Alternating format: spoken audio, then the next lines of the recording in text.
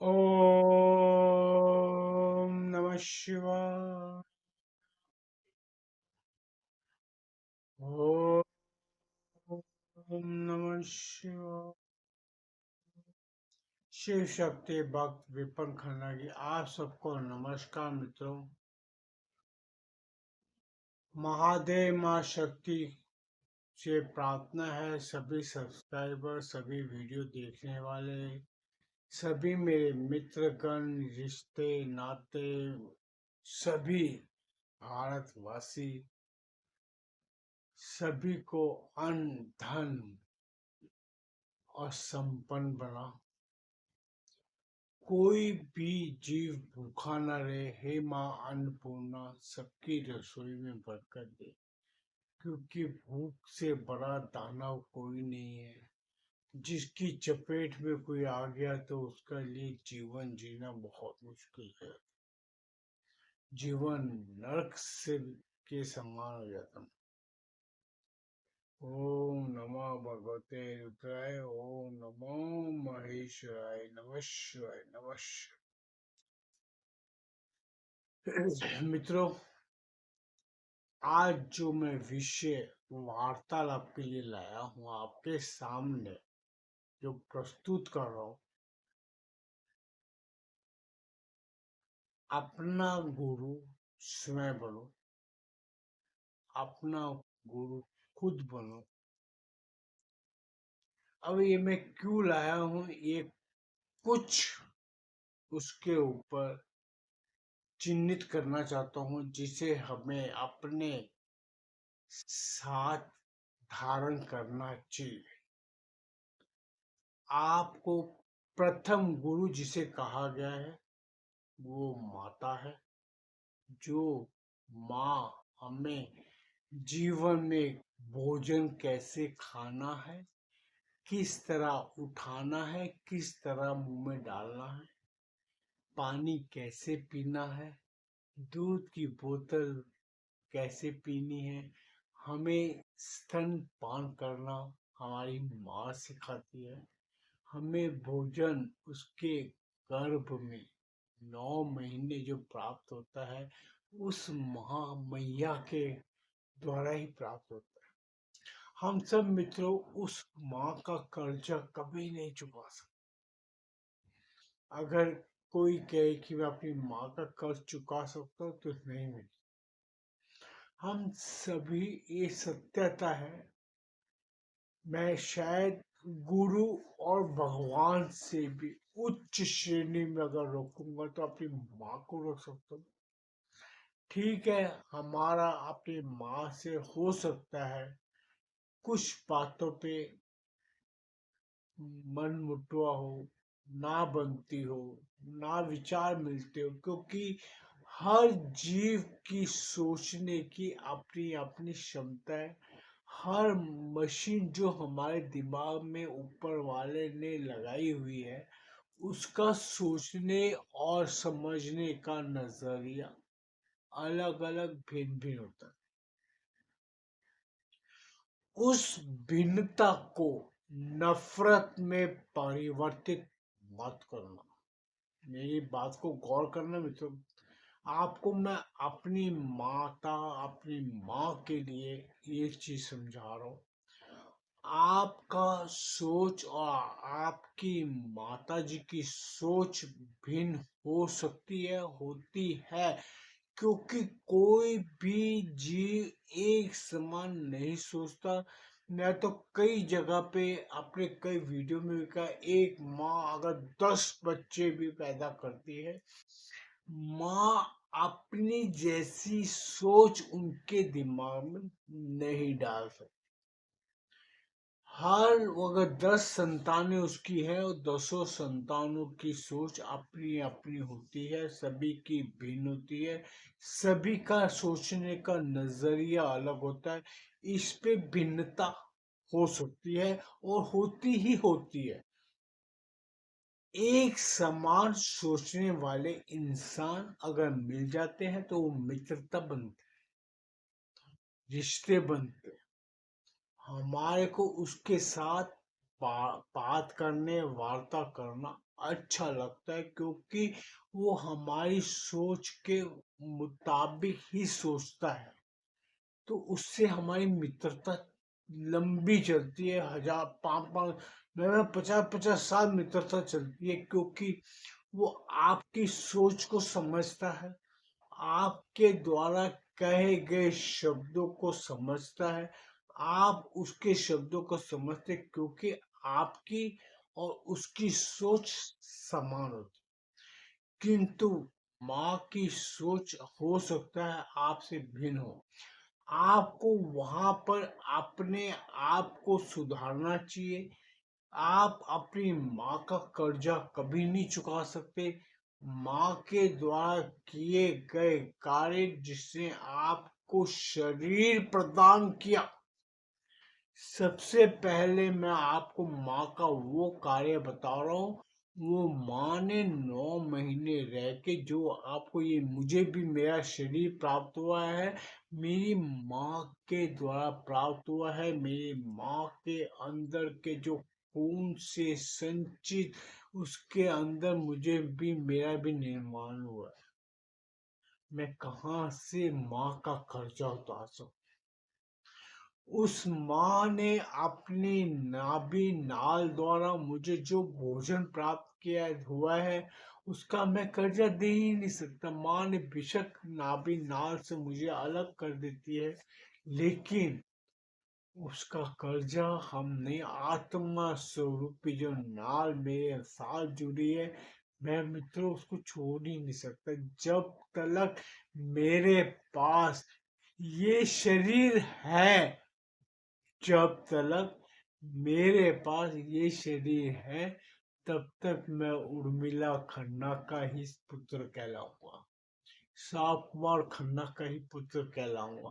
हाँ, ये शरीर त्यागते ही मेरी आत्मा महादेव के पास चली जाएगी, तो मैं महादेव का ही तो संतान हूँ। हम सभी उस ईश्वर महादेव माँ शक्ति की संतानें हैं। हाँ, धरती पे माता पिता जिनके द्वारा हम पैदा हुए, हम उनका कर्जा नहीं चुका सकते। इसीलिए प्रथम गुरु माँ को कहा गया है।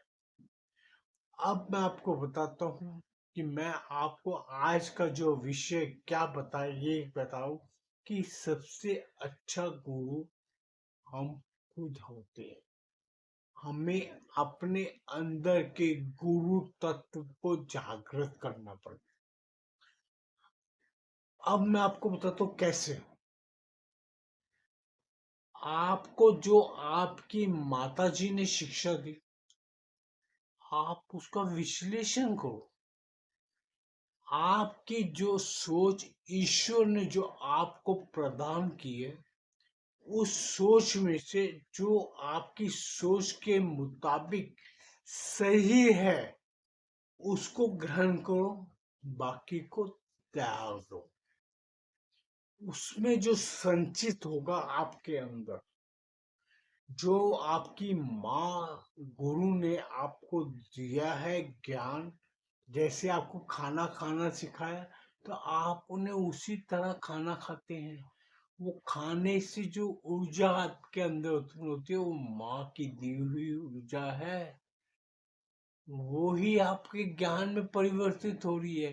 तो जब आप आपके माँ के दिए हुए ज्ञान को विश्लेषण करेंगे, तो उसमें जो माँ के द्वारा सिखाए गए खाना खाना, ज्ञान लेना, ज्ञान अर्जित करना, वो सब आपके अंदर तत्व जागृत होते हैं।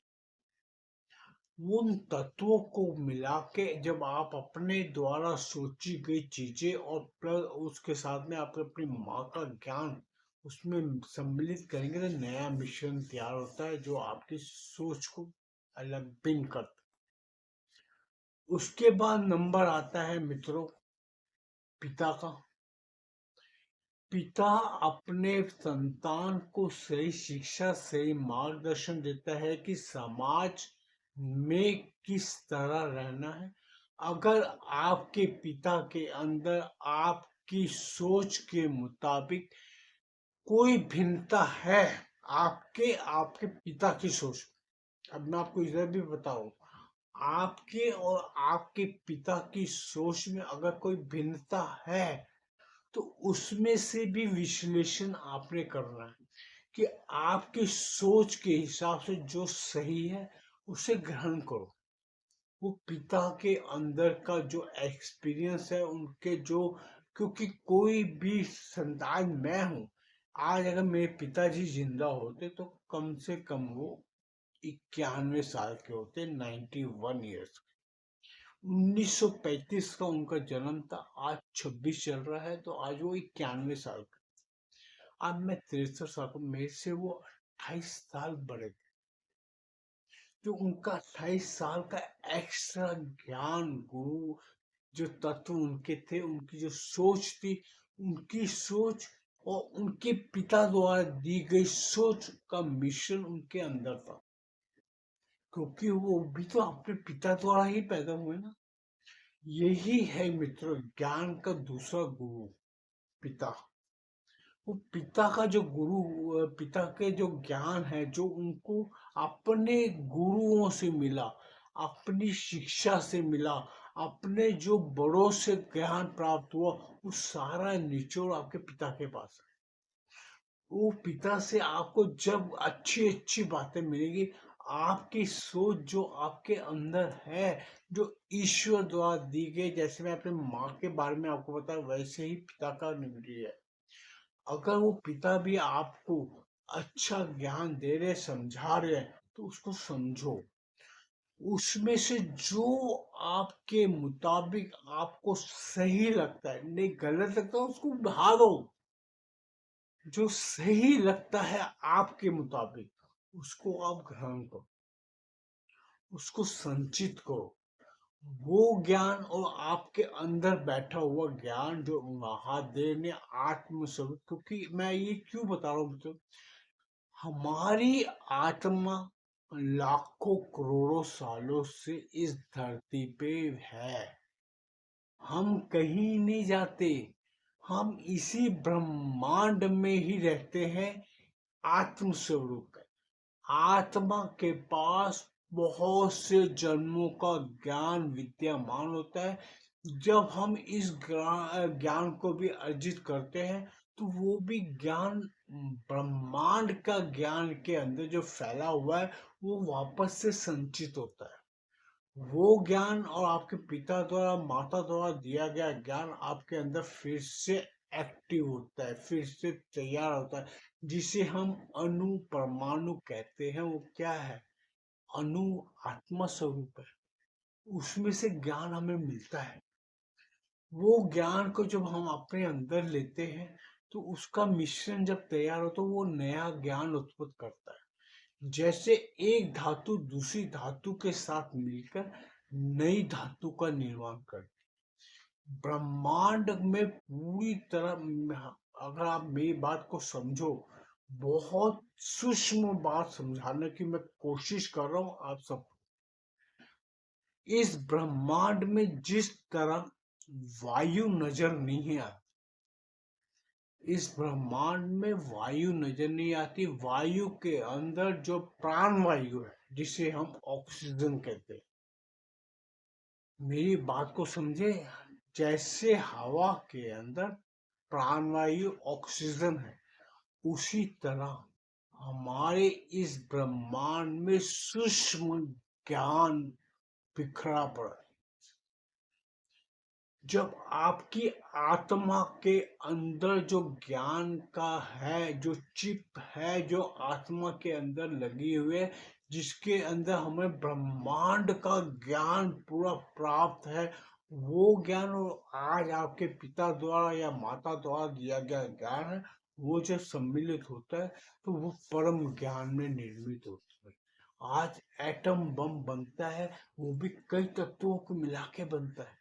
जब वो विस्फोट करता है तो पूरा समा एरिया शहर, देश के देश बर्बाद हो जाते हैं। किंतु अगर उससे बिजली निर्मित की जाती है तो पूरा देश लाइट से जलता है। वही ज्ञान आपके अंदर है। अगर आप उस ज्ञान को अपने अंदर सम्मिलित करेंगे, आपके पिता माता द्वारा ज्ञान, तो उसका ज्ञान का आप सदुपयोग करोगे अपने जीवन यापन के लिए, अपने जीवन में ज्ञान दूसरे को देने के लिए। तो वो ज्ञान आपका आपके द्वारा देने पर वो उसके ज्ञान से जब मिलता है, तो वो नया विस्फोट पैदा नहीं करेगा, वो नई ऊर्जा पैदा करेगा। और नई ऊर्जा, कभी आपकी लाइट जलेगी तो कभी एसी भी चलेगा, और कभी तपिश के लिए हीटर भी चलता है। यही ज्ञान के सूक्ष्म रूप है मित्र। आज मेरा बहुत मन किया था, तो मैंने आपको इस गुरु के ज्ञान के लिए मैंने वीडियो बनाने की सोची।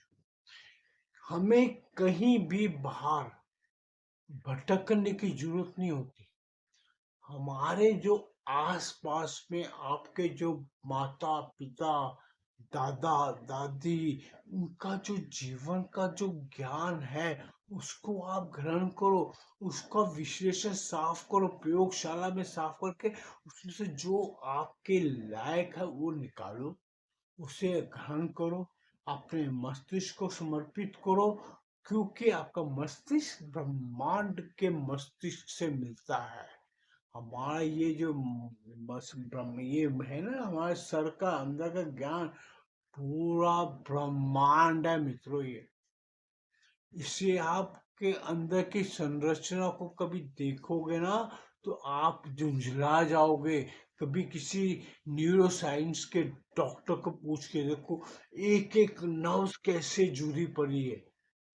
एक नर्व के अंदर ब्लॉकेज आते तो हम पागल हो जाते हैं, ब्रेन हेमरेज हो जाता है। ये फर्क है।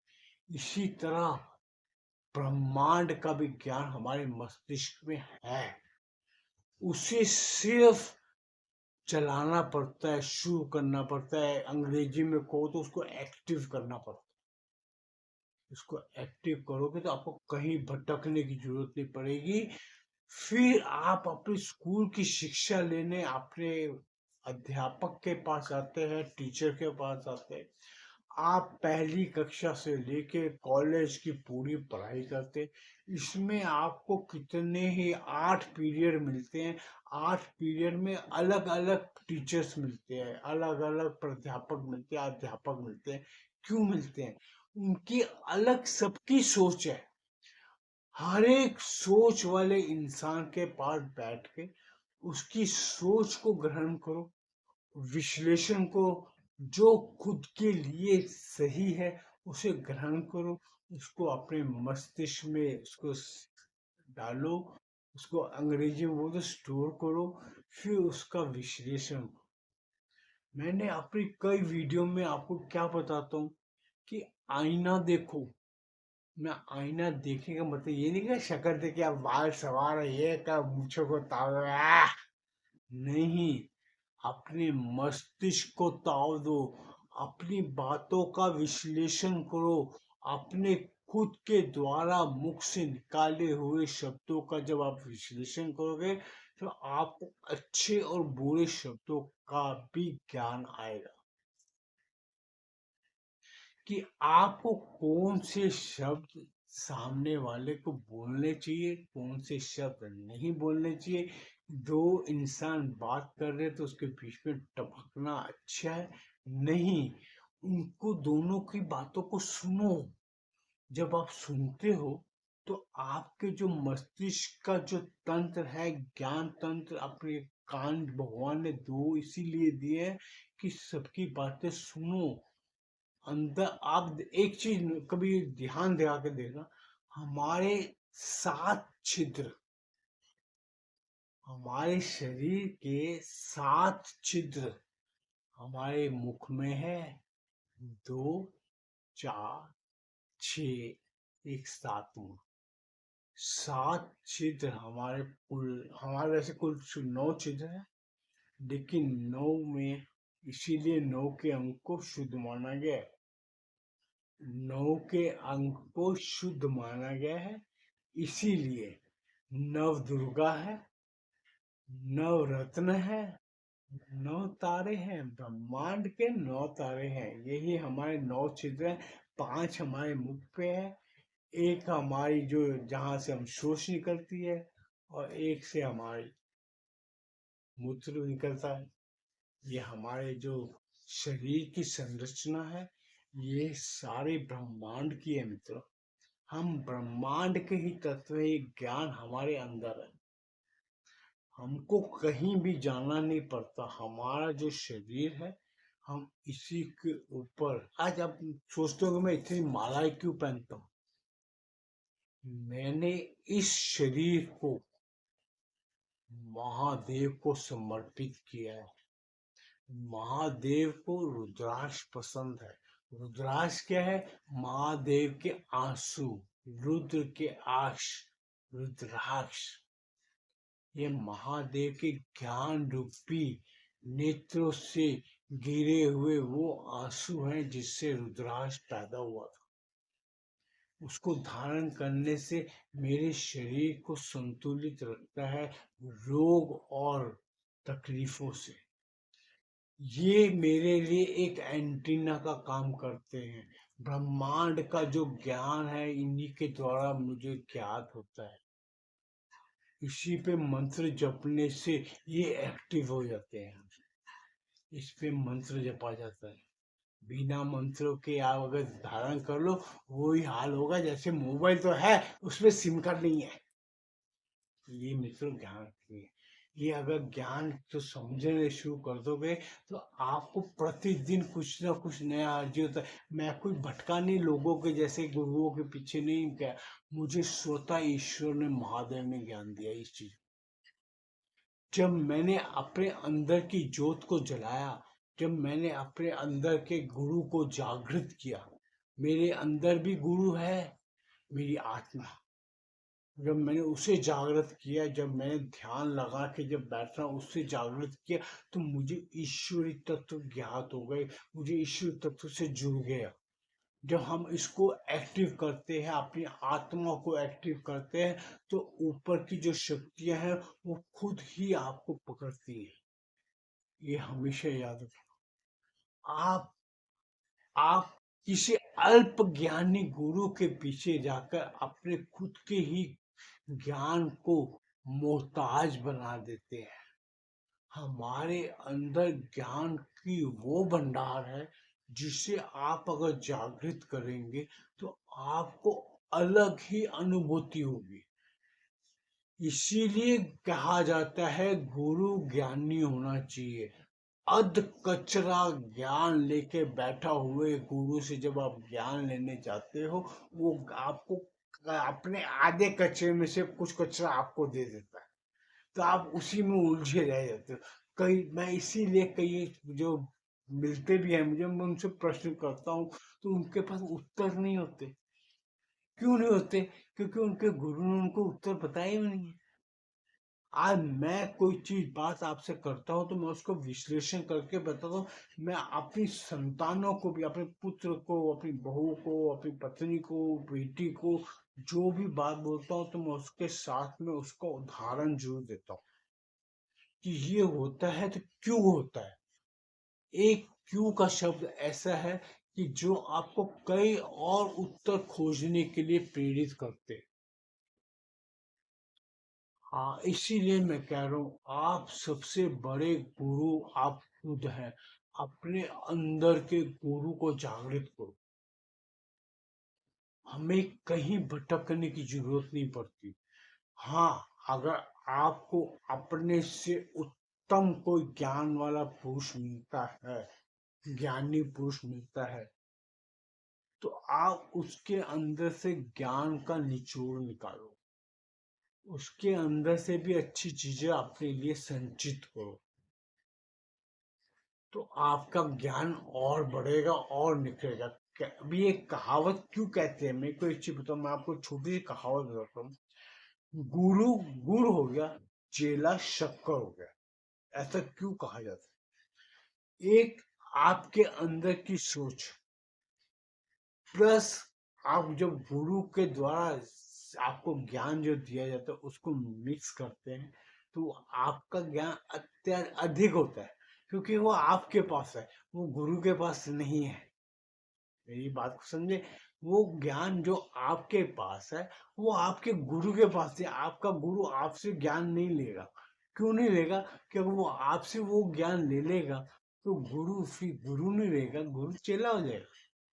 समझे मेरी बात को? तो यही इस कहावत का मतलब यही है, गुरु गुड़ रह गया, चेला शक्कर हो गया। चेला शक्कर इसीलिए होता है क्योंकि चेले के पास खुद के भी ज्ञान होता है, उसकी माता के द्वारा दिया गया ज्ञान, उसके पिता द्वारा दिया गया ज्ञान जो कि गुरु के ज्ञान से भिन्न है। तो वो सब इकट्ठा होता है तभी वो जो चेला शक्कर बन जाता है। ये है असली बात है जो आपको खुद को समझनी पड़ती है।